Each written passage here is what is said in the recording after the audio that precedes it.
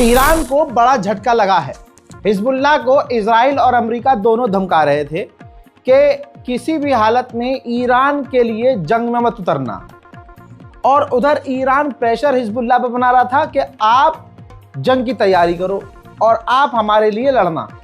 ठीक, अब हिजबुल्लाह का जो पहला स्टेटमेंट आया है वो ये है कि अगर अमेरिका लिमिटेड हमला करता है, अगर अमेरिका ईरान पर छोटा हमला करता है तो हम नहीं कूदेंगे। मतलब ये तो बिल्कुल हिजबुल्लाह की फालतू की बात है।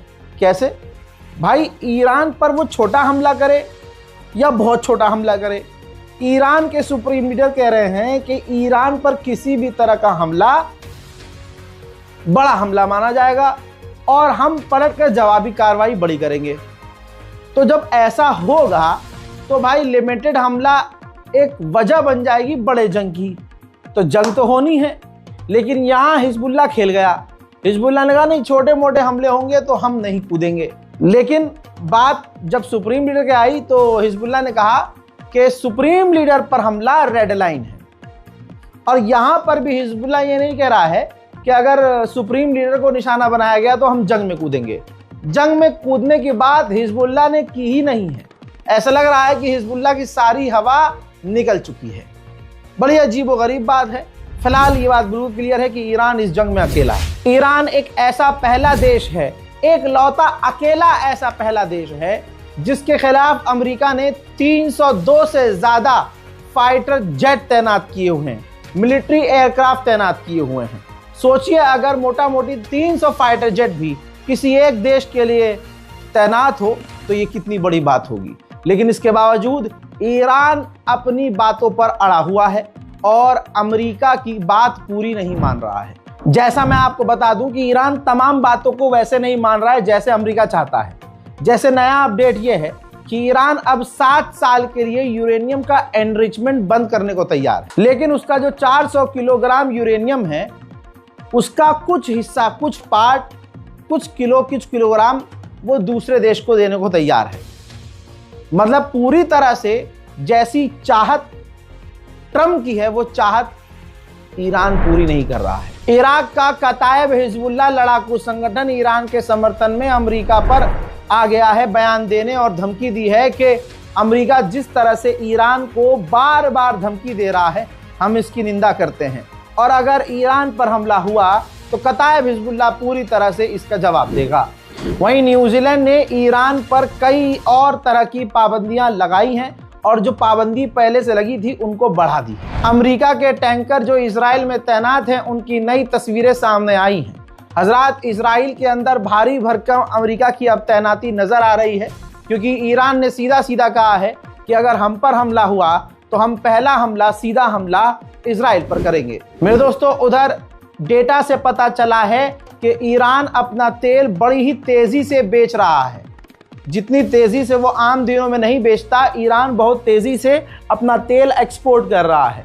सऊदी भी ऐसा ही कर रहा है, क्योंकि अगर जंग हुई तो सऊदी अरब हो या ईरान हो, दोनों के तेल एक्सपोर्ट रुक जाएंगे।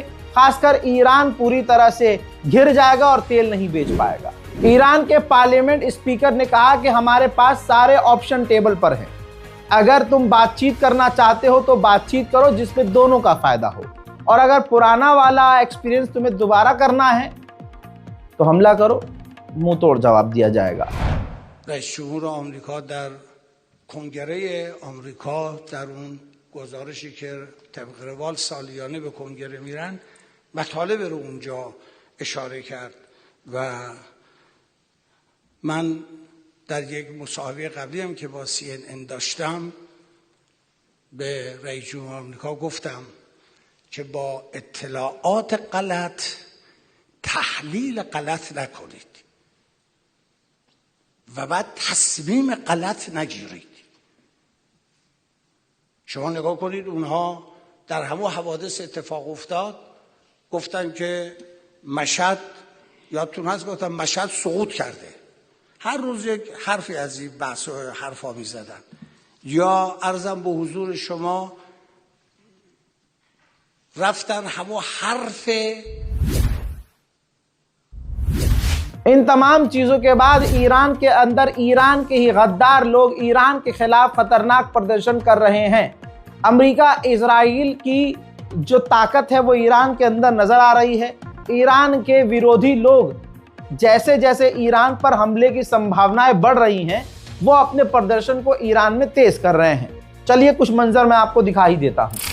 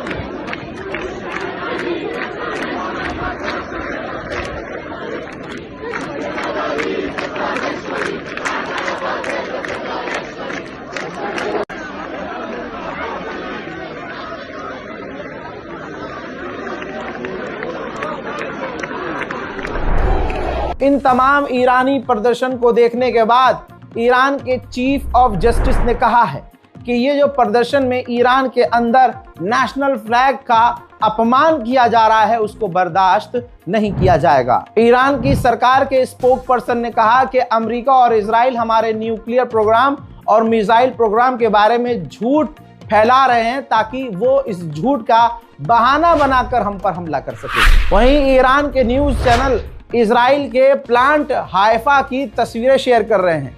कहा जा रहा है कि ईरान इजराइल के हाइफा रिफाइनरी को निशाना बना सकते हैं। ईरान के राष्ट्रपति ने अपने ताज़ा बयान में कहा कि हमारे सीनियर अधिकारी इस वक्त जेनेवा में हैं और अमेरिका से बात चल रही है और हम जेन्युइनली चाहते हैं कि डील हो जाए और कोई सॉल्यूशन निकल जाए। अमेरिका के वाइस प्रेसिडेंट ने फॉक्स न्यूज़ पर इंटरव्यू देते हुए कहा कि ईरान एक ऐसा देश है जो सबसे ज्यादा आतंकवाद को स्पॉन्सर करता है और आप कभी भी ऐसे इंसान के हाथ में परमाणु नहीं देखना चाहोगे।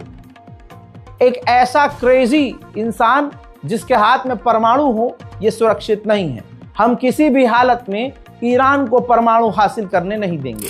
डोनाल्ड ट्रंप ने अपने ताजा बयान में यह कहा, ईरान पर इल्जाम लगाते हुए, कि जब से इनकी इस्लामिक रिपब्लिक की सरकार आई है 47 सालों से, ये लगातार अपने लोगों को मार रहे हैं। यह अमरीकियों को भी मार चुके हैं। 47 साल से ये ईरान की गवर्नमेंट अपने लोगों को मार रही है और 37,000 प्रदर्शनकारियों को कत्ल कर चुकी है। हवाई बातें देखिए ट्रंप की, 37,000 अपने ही लोगों को, प्रदर्शनकारियों को ईरान मार चुका है। और आगे ये भी कहा कि ईरान का मिसाइल प्रोग्राम बहुत बड़ा खतरा है, पूरे यूरोप के लिए खतरा है।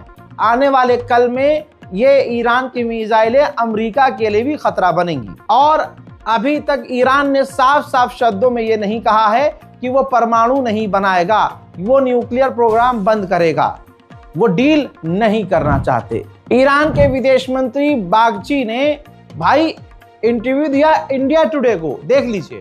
और इंडिया टुडे पर ईरानी विदेश मंत्री ने साफ तौर से कहा कि डोनाल्ड ट्रंप विक्टिम है झूठ की खबरों का, वो झूठ के दलदल में फंसा हुआ आदमी है, वो सच नहीं बोलते। उन्होंने ये भी कहा कि जो 37,000 प्रदर्शनकारी, 30,000 प्रदर्शनकारियों के मारने की बातें की जा रही हैं, ये झूठ है। इसमें सिर्फ 3,000 प्रदर्शनकारियों की मौत हुई। आगे उन्होंने कहा कि हमारा न्यूक्लियर प्रोग्राम शांतिपूर्वक है और उसका मकसद दुनिया को खतरे में डालना नहीं है। हमारा मिसाइल प्रोग्राम दुनिया के लिए खतरा नहीं है, हम दुनिया के लिए खतरा बनना भी नहीं चाहते। हमारी मिसाइल की जो बात की जा रही है ये गलत है। हमारी रेंज और हमारा मकसद सिर्फ 2000 किलोमीटर है मिसाइलों का, और ये जो मिसाइल प्रोग्राम है ये सिर्फ हमारे डिफेंस के लिए है, किसी को खतरा पहुंचाने के लिए नहीं। इंडिया टुडे पर उन्होंने और बात कही जिसमें उन्होंने साफ कहा, किसी इंडियन मीडिया को पहली बार ईरान के विदेश मंत्री ने क्लियर कट बात कही कि हमारे निशाने पर अगर अमेरिका हमला करता है तो हमारे निशाने पर मिडिल ईस्ट में अमेरिका के तमाम एयरबेस हैं और तमाम मिलिट्री साइट हैं। हम मुंह तोड़ जवाबी कार्रवाई करेंगे, हम हर परिस्थिति के लिए तैयार हैं। आगे उन्होंने ये भी कह दिया इंडिया टुडे पर कि ये सिर्फ इजराइल है जो अमेरिका को जबरदस्ती खींचतान के इस जंग में उतारना चाहता है। इंडिया टुडे की पत्रकार ने फिर आगे पूछा कि अगर खामनाई को मार दिया जाता है फिर क्या करेंगे? तो उन्होंने कहा कि खामनाई को अगर मारा जाता है तो दूसरा लीडर हम चुनेंगे, सरकार हमारी तब भी नहीं गिरेगी। यहां मैं थोड़ा सा असहज हो गया, मुझे बड़ा अजीब लगा कि यहां पर ईरान के विदेश मंत्री ने यह नहीं कहा कि फिर अमेरिका के लिए मुश्किल हो जाएगी और कातिल को मौत की सजा दी जाएगी या जवाब दिया जाएगा, बदला लिया जाएगा, ये ऐसा कुछ नहीं। बस कहा कि हाँ मार देंगे तो ठीक है, हम दूसरा नेता चुन लेंगे और हमारी सरकार बड़ी मजबूत है, नहीं गिरेगी। इंडिया टुडे की पत्रकार ने इनसे यह भी पूछ लिया कि इस वक्त मोदी जो हैं इजराइल में हैं, तो इस पर आप क्या कहेंगे? तो उन्होंने कहा ये काफ़ी जो है शर्मनाक है कि भारत के प्रधानमंत्री वहाँ हैं, लेकिन ये भारत के हाथ में है, भारत जिससे चाहे दोस्ती रखे। लेकिन मुझे उम्मीद है कि इजराइल से फिलिस्तीन के बारे में जरूर सवाल करेंगे माननीय भारत के प्रधानमंत्री मोदी। वहीं ईरान के अंदर बिलबोर्ड लगे हुए हैं जिसमें लिखा हुआ है बोर्ड के ऊपर, बैनर के ऊपर कि 51 state of United State of America. जी हाँ, यानी इजराइल मिट चुका है और इजराइल अमेरिका का 51वां स्टेट है। और इजराइल के जो इलाके हैं इस पोस्टर में देखा जा रहा है कि आग लगी हुई है। हजरात, ईरान के हैकर ग्रुप ने बड़ा दावा किया और बड़ा कांड कर दिया। उन्होंने इजराइल के बहुत बड़े हेल्थ केयर इंडस्ट्री को, डेटा को हैक किया और दावा किया कि अब हमारे पास इजराइल के करोड़ों लोगों का डेटा मौजूद है।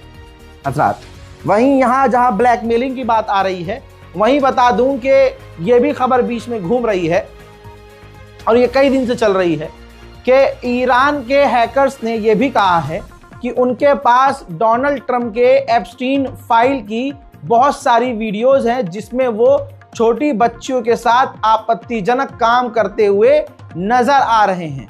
अगर ईरान पर डोनाल्ड ट्रंप ने हमला करवाया तो फिर ईरान के हैकर्स वो वीडियोस जनता में, पब्लिक में रिलीज कर देंगे।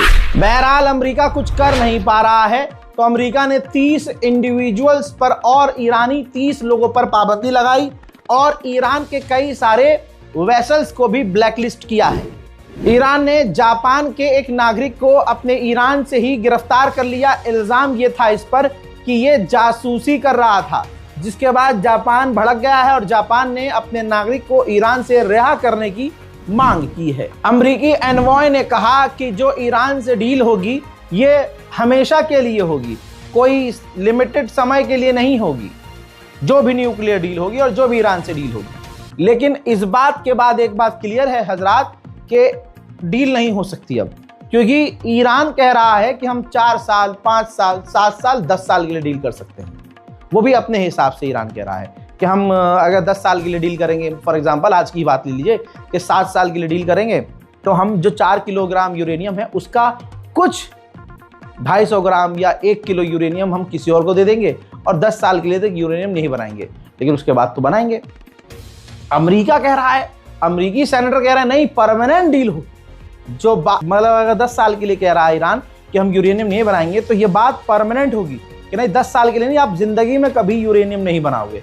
अब ऐसे में ईरान बिल्कुल उलट दिख रहा है और अमेरिका बिल्कुल उलट, तो डील काफी मुश्किल है। वहीं ऑस्ट्रेलिया ने अपने अपने नागरिकों से कह दिया है कि लेबनान और इजराइल से तुरंत निकल जाए। ईरान ऐसा कोई काम नहीं कर रहा है जिसको देखकर लग रहा हो कि ईरान अमेरिका के आगे कमजोर पड़ रहा है या अमेरिका की चापलूसी करने की कोशिश कर रहा है या ठंडा करने की कोशिश कर रहा है, बल्कि ईरान जो काम कर रहा है इससे अमेरिका की लगातार घंघोर बेइज्जती हो रही है। ये देखिए, ईरान अमेरिकी मिलिट्री बेस पर हमला करने का ड्रिल कर रहा है जिसमें मिसाइल फायर कर रहा है। जी हाँ, अपने हथियार दिखा रहा है, बख्तरबंद गाड़ियां नजर आ रही हैं, प्रॉपर उसकी रिपोर्टिंग हो रही है। ईरान के न्यूज़ चैनल उसको कवर कर रहे हैं, एक्सक्लूसिव तस्वीर दिखा रहे हैं जिसमें खास करके अमेरिका के मिलिट्री बेस को उड़ाने की तैयारी चल रही है। आगे क्या होना है किसी को नहीं पता। जिस तरह से टाइम निकल रहा है और इतना लंबा समय गुजर चुका है, एक्सपर्ट कह रहे हैं कि डोनाल्ड ट्रंप के कलेजे में हिम्मत पैदा नहीं हो पा रही है कि वो ईरान पर हमला कर सकें, क्योंकि डोनाल्ड ट्रंप को यह बता दिया गया है कि अगर छोटा भी हमला ईरान पर किया गया तो जब ईरान जवाबी कार्रवाई करेगा तो आपको फिर से जवाब देना पड़ेगा। तो ना चाहते हुए भी अमेरिका एक लंबी जंग में कूद जाएगा और ईरान किसी भी हालत में कमजोर नहीं है। ईरान के पास अभी भी ऐसी कई सारी मिसाइल और कई सारे हथियार हैं ऐसे जो ईरान ने अभी तक दुनिया के सामने रखे ही नहीं हैं। और अगर वो हथियार ज्यादा एडवांस हुए तो इजराइल और अमेरिका को करारी शिकस्त मिल सकती है। कई सारे जो अमेरिका के ऑफिशियल्स हैं, जनरल कमांडर्स हैं, वो डोनाल्ड ट्रंप को मना कर रहे हैं ये गलती ना करना कि ईरान पर हमला करवा दो। ऐसा करते ही अमेरिका बुरी तरह से फंस जाएगा। अब यह बात डोनाल्ड ट्रंप की नाक पर है कि हमला करें तो भी दिक्कत, ना करें तो बेइज्जती। हजरात मोहतरम, आपको क्या लगता है? अपनी राय कमेंट सेक्शन में जरूर लिखिएगा। चैनल को सब्सक्राइब जरूर कीजिए, वीडियो को शेयर कीजिए। मैं हूं रजा और आप देख रहे थे रजाग्राफी अनस्क्रिप्टेड। वसलाम।